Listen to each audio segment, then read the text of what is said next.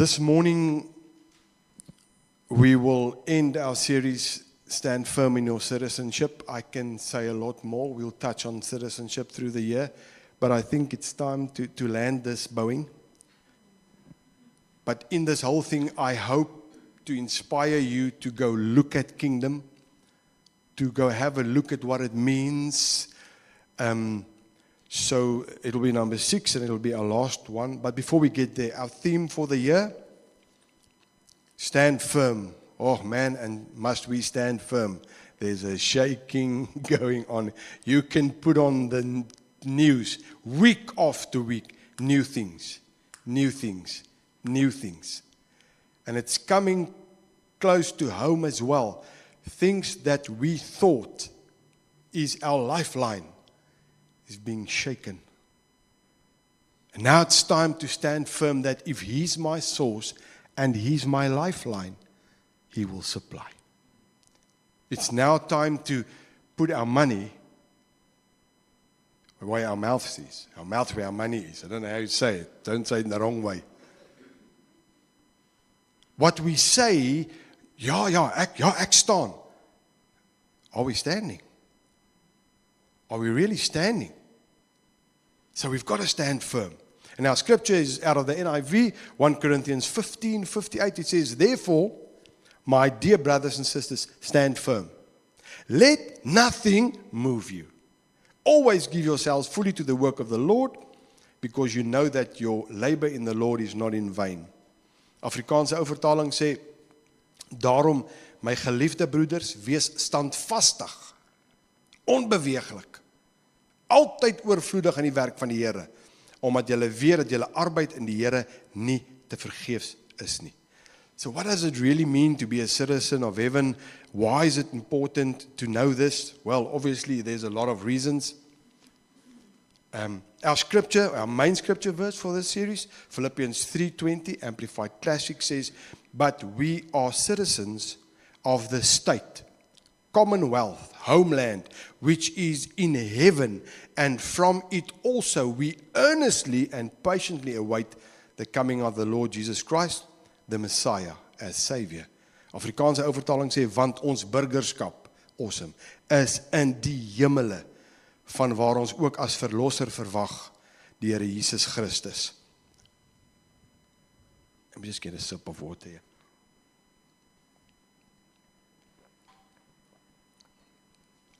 So if we just have a quick recap of last week, not a lot, I don't want to go into it too deeply, but last week we had a look at the fact that we are the ambassadors of the kingdom of heaven on earth. We are God's representatives. And that's why prayer is so important.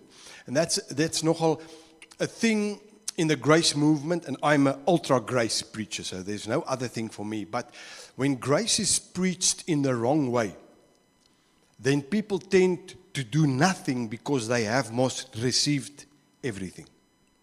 So I don't even need to pray. I don't need to pray. He knows.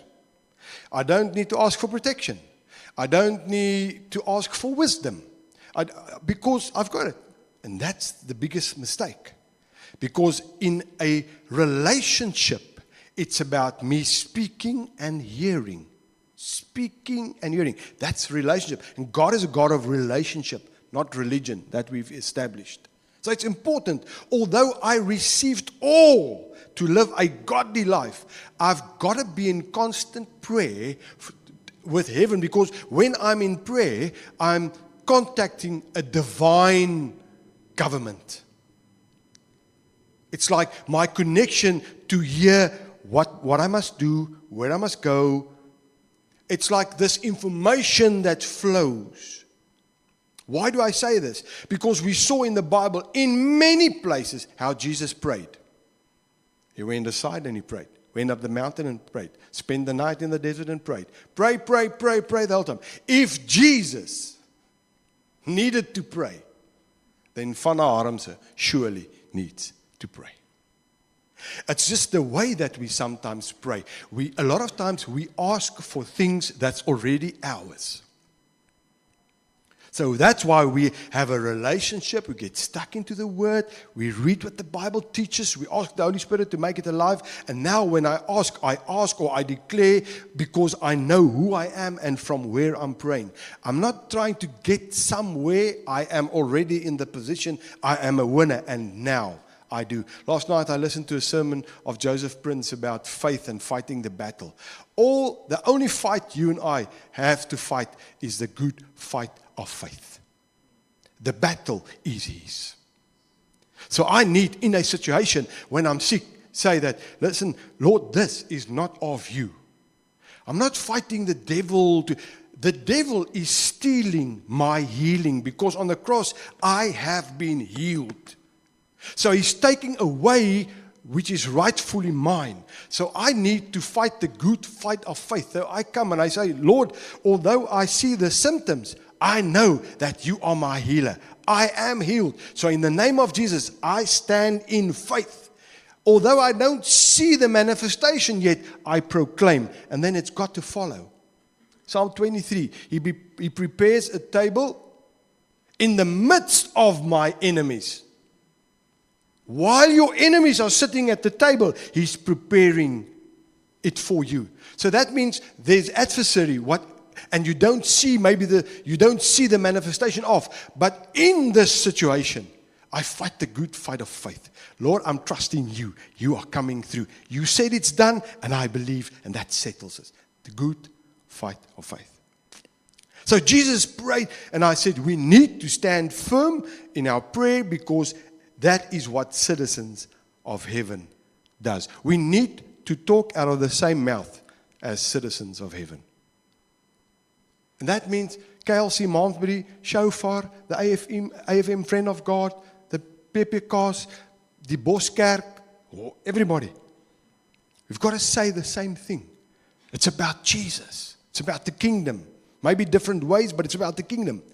So, but I want to conclude before I just take off, and here we go. Kingdom citizenship is a total mind shift. It's a total mind. It's another world mentality. Kingdom citizenship. A total mind shift. We must change the way we think when it comes to kingdom. We must. And it sounds like, oh, no. We really must change the way we think. And I want to use a very known portion of Scripture today.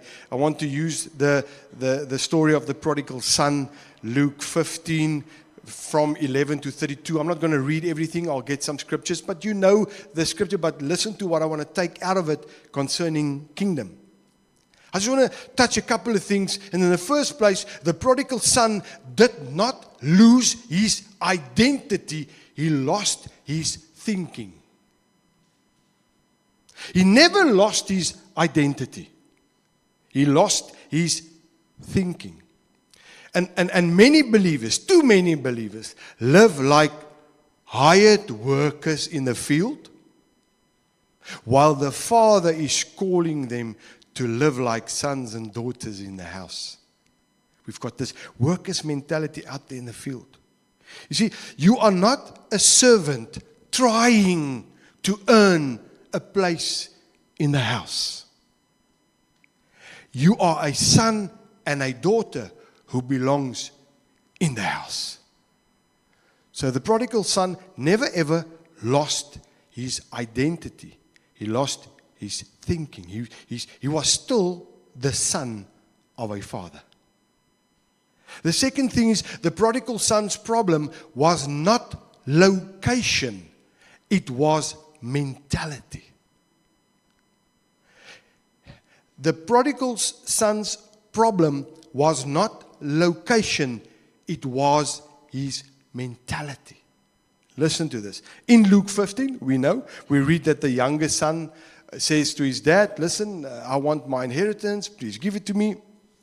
What is so awesome, if you read it, sometimes we miss it. The father then, when he gave the youngest son his portion, he gave the elder son his portion as well. You can go and read it, but we miss it sometimes.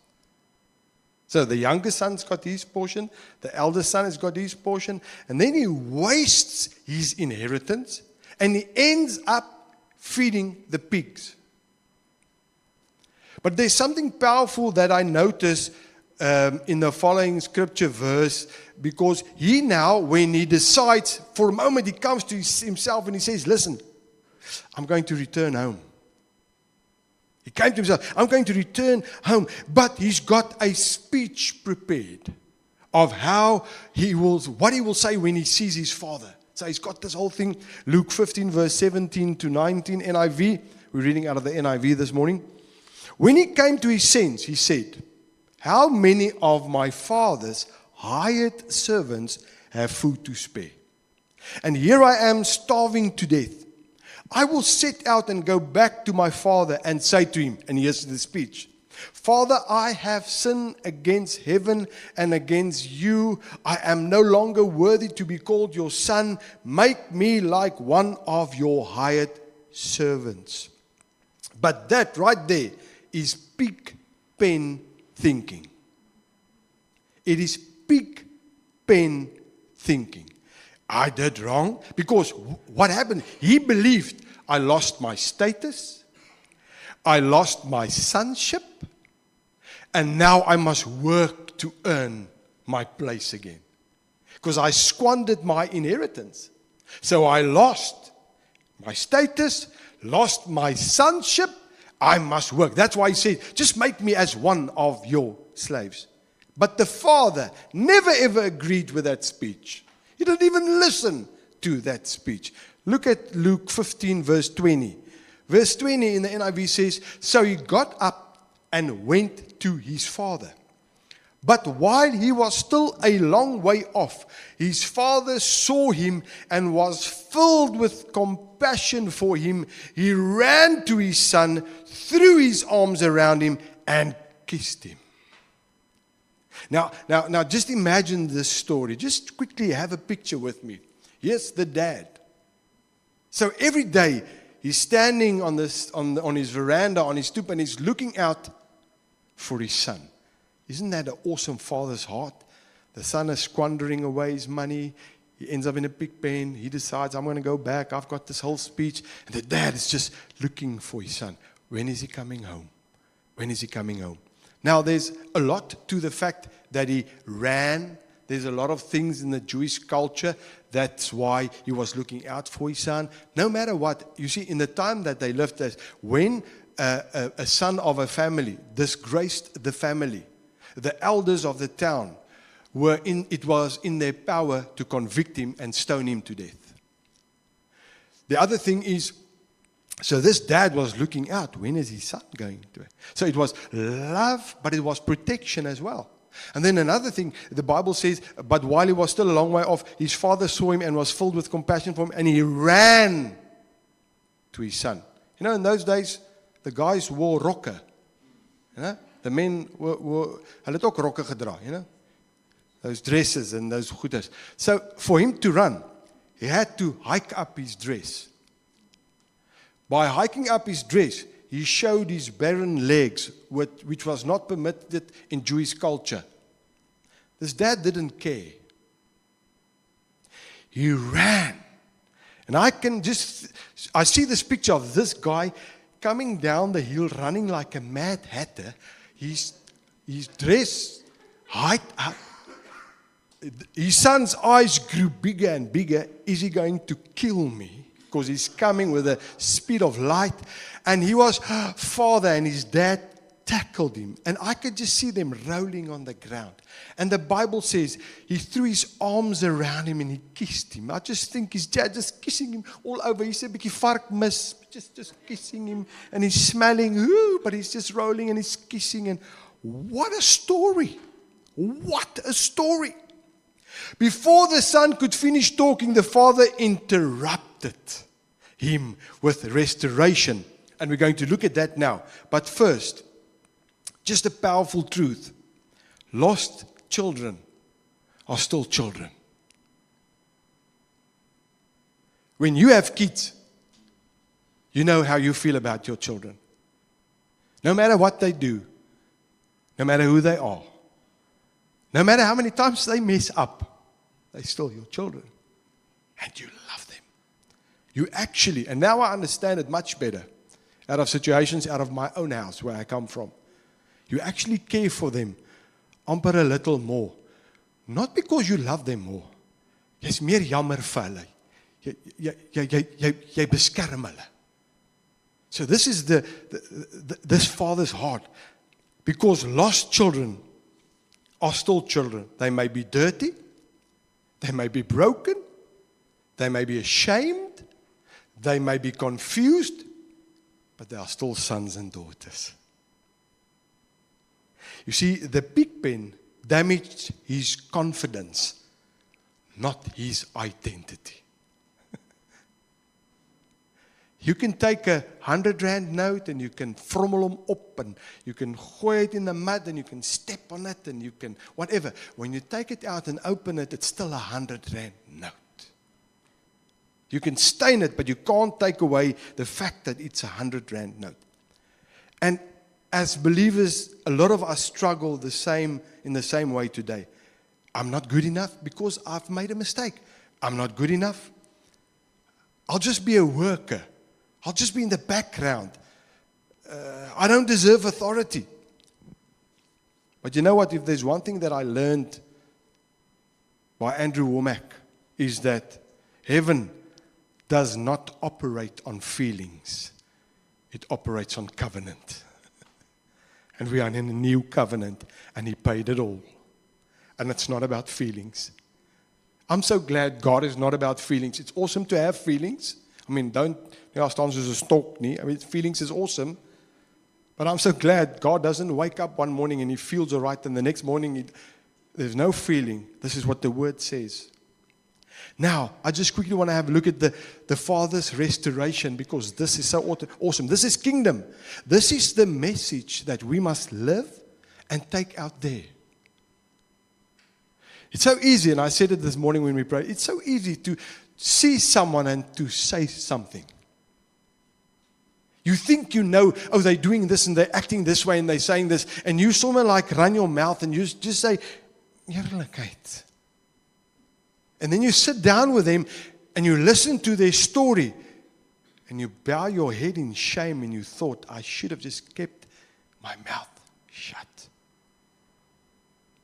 I did not know that this was their story. Instead of running my mouth, I should have prayed for them. The Father's restoration, symbols of sonship. The Father calls for three things that I want to have a look at. Luke 15:22. But the Father said to His servants, now He met His son rolling around, kissing him. I stunk. He's got his arm around him. I can just see this commotion. Sorry, I've got this picture. He just comes up the hill there and he's just kissing. I say, wow. And the servants, they don't know what to do. And He calls out, He says, but the Father said to His servants, quick, bring the best robe and put it on him. Put a ring on his finger and sandals on his feet. What would I have said? Heerlikheid, jy stink. And you are dirty and you stink. Come in. Somewhere there by the outside shower. The one you use when you come from the beach, where you get all the sand off. Shower on the outside first.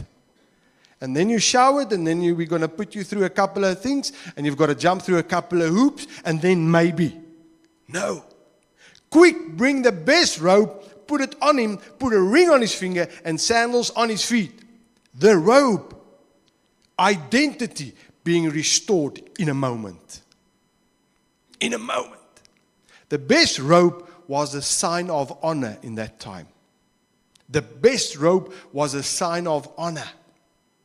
It covered the dirt. It covered the shame. It covered the smell of the pig pen. The robe speaks of righteousness. When you come home, when somebody comes home, God does not slowly rebuild you. He covers you immediately. We say, no, It takes some time. I know if there's leadership roles, there's some things that you've got to go through. I know that. But in the eye of who we are, God restores immediately. We say, no, jump through hoop 1, hoop 2, hoop 3. If you maybe make it to hoop 7, maybe I'll then look at you. The church. You are not gradually accepted. You are instantly embraced by the Father. Instantly embraced. So that's the robe. He takes out dirty, all of that's so dirty, and he replaces it with righteousness. We don't deserve it. You can't earn it. You don't work for it. You accept it by faith. Now I'm righteous. Number 2, the ring. Authority restored. Authority restored. The ring was the family signet ring, and it meant authority, legal standing, access to the family resources. When you've got the family ring on, authority, legal standing, access to family resources. When that ring went back on his finger, it meant you represent this house again. Coming out of the pig pen. He's got a robe on. He's got a ring on his finger. Why? I want to tell you, you now represent this house again.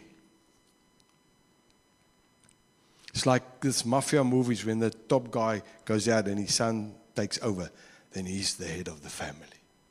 All the power, everything gets put on his shoulders. He now runs with, this is exactly what happened here. This is kingdom citizenship. Jesus came to restore by giving us a ring. Hebrews 2:11 says, both the one who makes people holy and those who are made holy are of the same family. So Jesus is not ashamed to call them brothers and sisters. He's not only our Savior, He's our older brother. Isn't that awesome? John 15 verse 15, NIV. I no longer call you servants, because a servant does not know his master's business. Instead, I have called you friends, for everything that I learned from my Father, I have made known to you. Servants obeys orders. Sons and daughters knows the Father's heart, because you are in the house. You are at the table. You represent the house. And then the third thing is the sandals, because the sandals, position is restored. Identity has been restored. Authority has been restored. Now position is being restored. Servants went barefoot. Children wore sandals. The sandals meant you are not a slave. You belong in the house. You walk with dignity again. Where you walk, oh, that's not a slave. That's a son. That's a son. That's a son. The Father did not say, prove yourself first. This is what religion does. You've got to prove yourself first. He restored him publicly, and He restored him completely. You see, the real issue was not the pig pen. It was the mentality of the pig pen. Salvation is instant. But conversion, learning to think and act like a son, that takes time. And that is why Paul says in Romans 12, the NIV, Romans 12 verse 1 to 2, therefore I urge you, brothers and sisters, in view of God's mercy, to offer your bodies as a living sacrifice, holy and pleasing to God. This is your true and proper worship. Do not conform to the patterns of this world, but be transformed by the renewing of your mind. Then you will be able to test and approve what God's will is. His good, pleasing, and perfect will. We must change the way we think. We've got to change it. We've got to change it. If you don't renew your mind, you will have the robe, but you will think like a servant. You will have the ring, but never use authority. You will wear sandals, but still walk like a slave. I want to end with the following. We've got to think like kings again, because we have been restored. And now, we must, as representatives of heaven's kingdom, share this message to the people outside, so that they can see they are also sons and daughters. Their identity is intact. It's just the mentality. It's just where they are at. But there's a Father waiting to welcome them with a robe, with a ring, and with sandals. It's not just for me. It's so easy to take it for me, but I don't want it for JJ. If JJ slips up, yeah. But if I slip up, ooh, Here genade. And then we take it outside of the building. Because JJ I like. He's my friend. But what about the guy outside? Who I just see, who maybe did some business with me en het my ingedoen. Here slaat hom met weerlig. That's also in the Bible, Fana, I can show you. Yeah, but what's the context, my friend? Let's have a look at the context. For him, he can never deserve it. And what about that other guy? You mean? Yes. Yes. This is the message of the kingdom. So kingdom citizenship is about kingship. We are not meant to survive, to hide, or to apologize for existing. We are meant to lead, to influence, and to represent heaven on earth. Jesus calls us brothers, sisters. And that means we share family identity. We share inheritance. We share kingdom purpose. He restored us so that we could rule with Him, not someday, like all the old songs that we sang. Eendag, daar deur in die hemelse Kanaan. We sang all of that songs. And it's nice. We even sang it with a bit of hoendervleis. And I'll fly away, oh glory. I'll fly away. And just build my mansion. Beyond, and then somewhere beyond the blue, there's a mansion for me. Everything was sang for one day. One day. And pass me not, O gentle Savior. He can't pass you, He's inside of you. So we sang, everything was outside of us. They were sincere in what they sang, but they were sincerely wrong. Not what I say. What I say a lot of things sincere, then it's wrong. I get to the word and I see, oh, that's not what the word says. And then I repent. I change my way of thinking. Say, okay, if that's the word, then I change it. But we made it all about heaven someday, one day, far away. And in the meantime, God says, I restored you to sons and daughters to represent my kingdom, to rule and reign on earth right now. One day is okay, but right now. I don't see it in all aspects in my life. I'm just being upfront with you. I'm not standing here holy. When you go to my house, you walk into my house, you float like 6 inches from the ground. It's just like this presence. You just go like, ooh. No. I've got to sweep the yards, the leaves fall, dit word vuil, we've got to do our washing. And ek met my tande borsel, and sometimes I yell at the dogs because I almost drive over them, and die een is doof en die een is oud, and all kinds of stuff. It's just normal. But we can rule and reign in this life now. We are not workers trying to earn space in the kingdom. A lot of people, it's just about heaven. Heaven is good, it's awesome. I want to go there for sure. But that's like just the bonus. A lot of people make it their life's mission just to get to heaven. And on their way to heaven, they miss everything on earth. I miss being effective. I miss being the heart of God. I miss living in my authority because I'm just, where are you going? I'm on my way to heaven. So we are not a worker trying to earn space in the kingdom. You are a citizen, a son, and a daughter.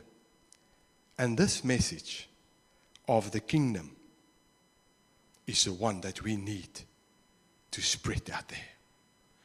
This message of the kingdom is something that we need to dig deeper. I want you to go have a look at seek first the kingdom and his righteousness. Go have a look at all the kingdom scriptures. Because when that penny drops, when it drops, Tannie Suzanne's friend yesterday at the table said, for a long time they've been listening to Joseph Prince, and she just thought in the beginning, wow, this guy's talking about grace and it's sorted out and he loves us. And she just thought, it doesn't sound kosher. No, it doesn't sound kosher when you come from a works mentality and a law mentality where we came from. But she said she kept on listening. And by the 80th of the 100th time, I can't remember, she said, the penny dropped. And she said, what? You did that for me? This is my standing with you? The penny just dropped. And her whole life changed. Her whole life changed. We need to get into that. Because if we have a kingdom mentality, nothing that I have is mine. It is his. And I'm a steward.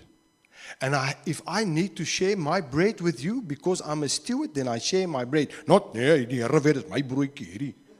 Jy sal dit nie kry nie. You won't get a happy of my broodjie. Hey?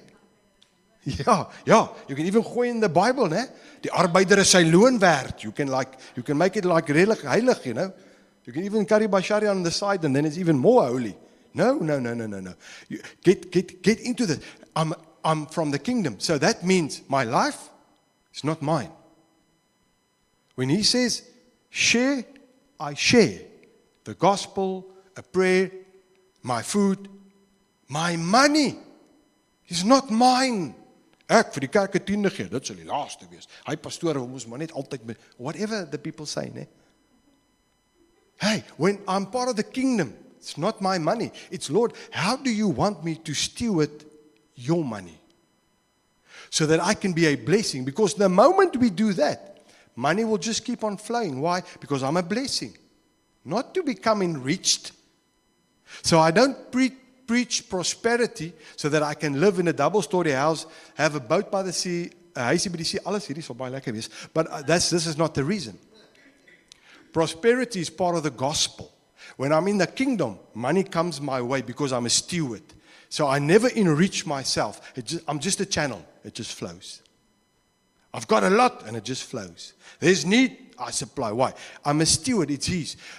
I don't like that person, but I like this person. No, when I'm in the kingdom and I belong to him, I like who he likes. It's my life. I must steward it. I will forgive that guy, but that guy, I'll rather die. I've heard people say this. I'll rather die, but forgive never. And they die in dire circumstances without forgiving. When I'm from the kingdom, I forgive. Why? He forgave me. It's part of my DNA. So when I struggle with it, I found this out. When I struggle with the thing, Lord, I don't see kingdom in this situation because kingdom is about you.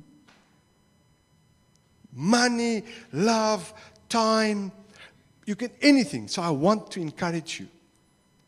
Go read more about kingdom and kingdom and kingdom. Let's stand and pray together.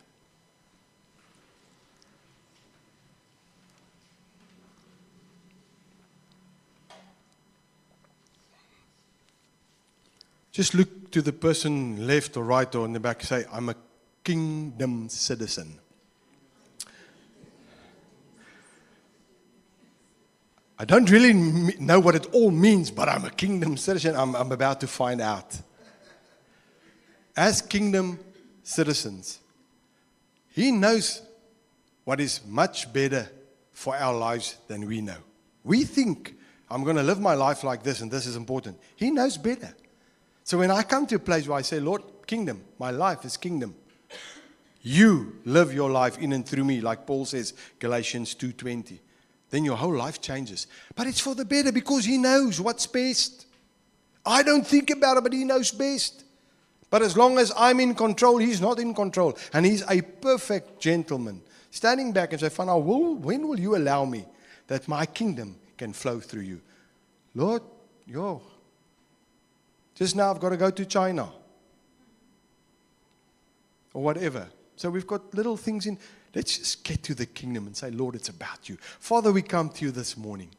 And we are in awe of your greatness. And Lord, what a privilege to be citizens of the kingdom. We are in this world, not from this world.